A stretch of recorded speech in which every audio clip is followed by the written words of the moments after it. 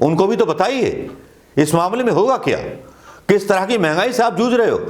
Mall की खरीदारी बंद कीजिए, किसानों के खेत से सीधे खरीदारी शुरू कीजिए।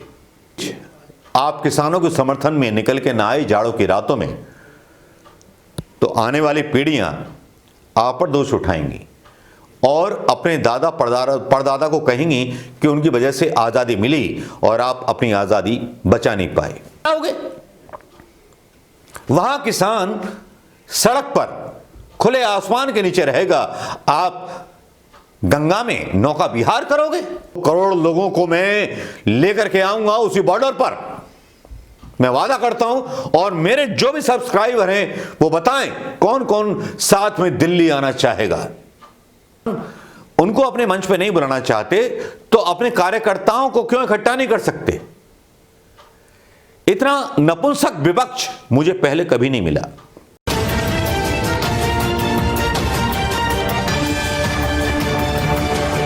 दोस्तों नमस्कार, मैं मनोज कुमार शर्मा एक बार फिर आपके बीच में। दोस्तों अब तक की खबरें सारी देखी होंगी, जो भी वीडियो डालता हूं वो अचानक से डाउन कर दिए जाते हैं। चलिए डाउन करते रहिए, लेकिन मैं अपनी खबर 2000, 3000, 5000, 6000 जितने लोग देख सकते हैं, जिनके पास नोटिफिकेशन पहुंच सकते हैं, और नोटिफिकेशन अगर आपके पास पहुंच सकते हैं तो सही है, वरना मैंने टेलीग्राम पर भी अपना एक न्यूज़ चैनल शुरू कर दिया है, उसकी भी मैं लिंक यहाँ डाल दूंगा। तो उसके माध्यम से ऐसे वीडियो भी मिल जाया करेंगे जहाँ पर डाउन कर दी जाती है रीच यूट्यूब की सरकार के सूचना प्रसारण मंत्रालय के द्वारा। आज बड़े अजीबोगरीब बात हुई कि किसानों के मामले में प्रकाश जावड़ेकर का एक इंटरव्यू लिया गया, ये दिखाने के लिए कि किसानों से बात करने को तैयार है सरकार, लेकिन किसानों से बात करने के लिए कितनी तैयार है सरकार, इस पर मुझे शक और शुबा नजर आया। क्योंकि जब से किसान जमे हुए हैं दिल्ली के बॉर्डर पर, तब से अमित शाह कर रहे हैं रैलियां हैदराबाद में। मोदी साहब जो हैं दिवाली मना रहे हैं, दीप जला रहे हैं, काशी में देव दिवाली मना रहे हैं, और नानक पर्व पर जो सिख किसान हैं जो बॉर्डर पर इकट्ठे हैं, वो अपने परिवार से दूर होकर के, कई लोग तो मर गए हैं हार्ट अटैक से, जिसके बारे में मीडिया ने आपको नहीं बताया होगा। मीडिया का बहिष्कार किया जाता है, गोदी मीडिया का खासतौर पे, अंजना ओम कश्यप हो या इनके चैनल हो, या रजत शर्मा का न्यूज़ चैनल हो, या पब्लिक चैनल हो अर्णव का, वो अपने आप रिपोर्टिंग अपने मन माफिक करते रहते हैं कि ये होगा वो होगा। एक तरह से ये कोशिश की जा रही है कि इस आंदोलन को अनारकी आंदोलन घोषित कर दिया जाए। ये घोषित कर दिया जाए ये कांग्रेस प्रायोजित या राजनीतिक दलों का आंदोलन है, ये स्वस्फूर्त नहीं है। यहां कांग्रेस भी डरी हुई है कि इनके साथ आ गई तो कांग्रेस बदनाम हो जाएगी। मुझे समझ में नहीं आता कि विपक्षी दल डरे हुए क्यों हैं। अगर किसान उनको अपने मंच पे नहीं बुलाना चाहते तो अपने कार्यकर्ताओं को क्यों इकट्ठा नहीं कर सकते। इतना नपुंसक विपक्ष मुझे पहले कभी नहीं मिला। वैसे बड़ी कड़वी टिप्पणी है, इसका एनालिसिस कीजिए विपक्ष के लोगों के द्वारा। समाजवादी पार्टी हो, बासपा हो, सपा हो, या तेलंगाना की पार्टियां हो, या ममता बनर्जी की पार्टी हो, सब लोग थोड़ा सा मनन कीजिए। ये लोग पागल हैं, ये बेवकूफ हैं।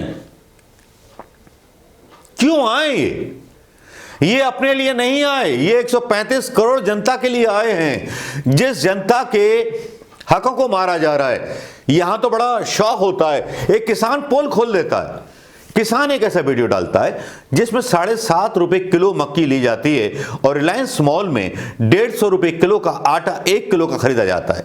यह वीडियो मैं यहां डालना चाहूंगा दोस्तों, जरा देख लीजिए। 150 रुपए किलो आटा ਤੁਹਾਨੂੰ ਮਿਲੂਗਾ ਇੱਕ ਪੈਕਟ ਰਿਲਾਇੰਸ ਦੇ ਮਾਲ ਤੇ।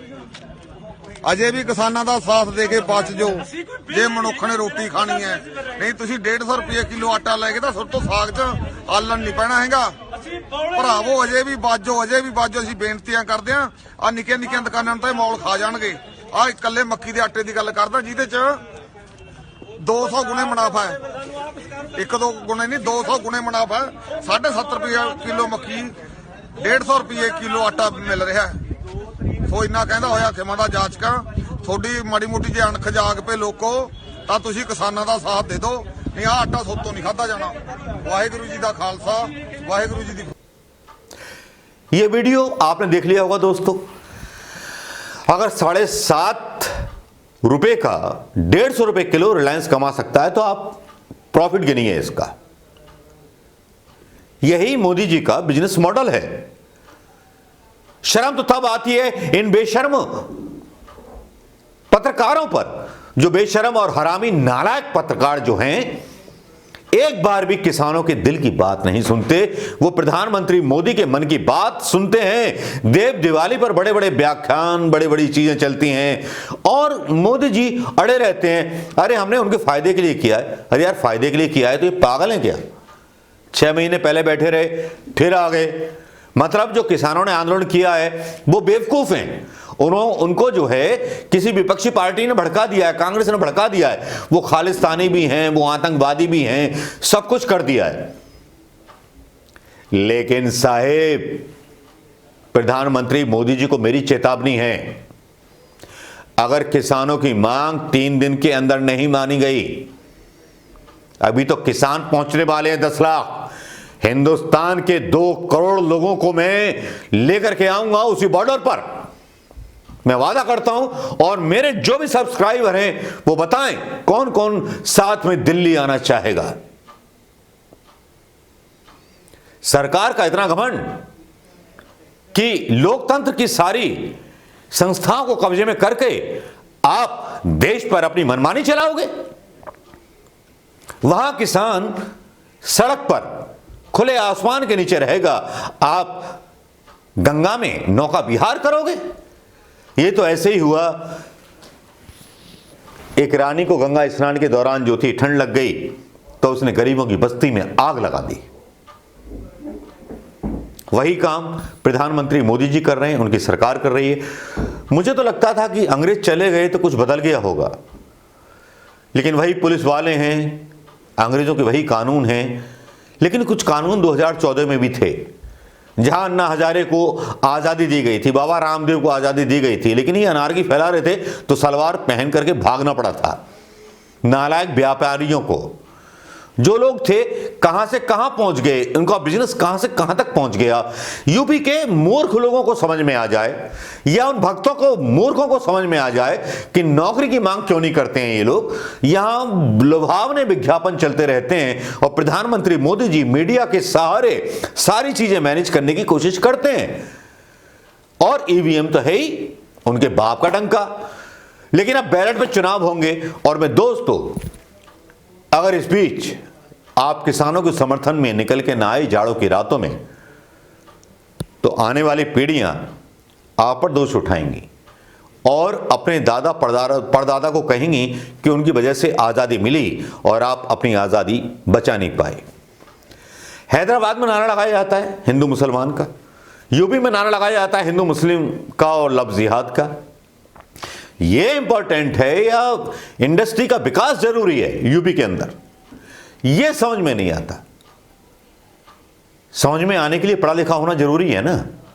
तो पढ़ा लिखा तो आदमी जब होता जब मुलायम सिंह साहब समाजवादी पार्टी के माननीय, जिन्होंने नकल फ्री कर दी थी, पूरी शिक्षा को नेस्तनाबूद कर दिया था समाजवादी पार्टी के। अखिलेश यादव थोड़े से अलग हैं, वो टेक्नोलॉजी पर, एजुकेशन पर ध्यान देते हैं। लेकिन ऐसी राजनीति हुई उस समय कि नकल नहीं पकड़ी जाएगी, सबको हम नकल करने देंगे, केवल चुनाव जीतने के लिए। पूरा यूपी बर्बाद कर दिया। अब यूपी बर्बाद हो गया तो भैया निपटो समाजवादी पार्टी वालों और निपटो कांग्रेस वालों। कांग्रेस भी जो है स्पीक अप इंडिया चलेगा, सब अपने अपने उसे डालो। कभी घर से बाहर निकलिए, जाइए जनाब, एक आपका यूथ का लीडर है, वो निकलता है, वो बांटता है, कोरोना के टाइम पर भी सामग्री बांटता है और किसानों के बीच में जाकर के चाय पानी पिलाया जाता है। वो श्रीनिवास, ऐसा एक आईओआईसी का अध्यक्ष देखा है जिसके अंदर कम से कम गांधी के गुण हैं। और मैं ऐसे कांग्रेस के जो मीडिया सलाहकार हैं उनको भी लानत भेजना चाहूंगा कि किस तरह ले जा रहे हो आप कांग्रेस को, किस तरह का विरोध दर्ज करा रहे हो आज, जबकि पूरे देश को अपने घरों से बाहर निकलने की जरूरत है। क्योंकि जब किसान दिखाता है कि 7.5 का 150 रुपये में मिलता है, तो वो लोग भी तो हैं मध्यम वर्गीय, उनको भी तो बताइए इस मामले में होगा क्या, किस तरह की महंगाई से आप जूझ रहे हो। मॉल की खरीदारी बंद कीजिए, किसानों के खेत से सीधे खरीदारी शुरू कीजिए। मैं कोई नेता नहीं हूं, बस आह्वान कर सकता हूं। लेकिन घर से निकलिए, संपूर्ण क्रांति का आगाज कीजिए। जो पुलिस वाले हैं, जो भी आपको रोकें, उनको बताइए कि आप भी किसान के बेटे हैं, आप भी मध्यम वर्गीय परिवार के हैं या निम्न मध्य वर्ग परिवार के हैं, हम आप ही के लिए संघर्ष कर रहे हैं। तो रास्ता छोड़िए, जाने दीजिए संसद भवन तक और जाने दीजिए मोदी हाउस को घेरने के लिए, क्योंकि नाटकबाजी की इंतहा हो गई है। ये मतलब जो बिके हुए मीडिया पत्रकार हैं, गोदी मीडिया हैं, ये केवल मोदी का गुणगान कर रहे हैं, किसानों का दर्द पड़ा ही नहीं है इनको। देव दिवाली पर ऐसा कैसे हो सकता है? प्रधानमंत्री एक जो है, जो अपने आप को चौकीदार कहता हो, वो वहां जश्न मना रहा हो काशी में, और किसान जो है पड़े हो खुले आसमान के नीचे। तो शर्म किसको आनी चाहिए? हम हिंदुस्तानियों को आनी चाहिए, 135 करोड़ हिंदुस्तानियों को आनी चाहिए वो शर्म, जो शर्म शायद हमारी आंखों में बची नहीं है।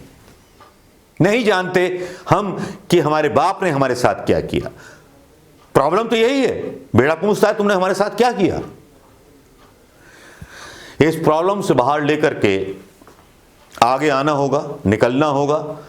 और देश के लिए अगर आज सवाल ना किए, आज घर से बाहर ना निकले, आज किसानों को समर्थन ना किया, तो समझ लीजिए आने वाले 200 साल तक आप अपनी आज़ादी खो देंगे।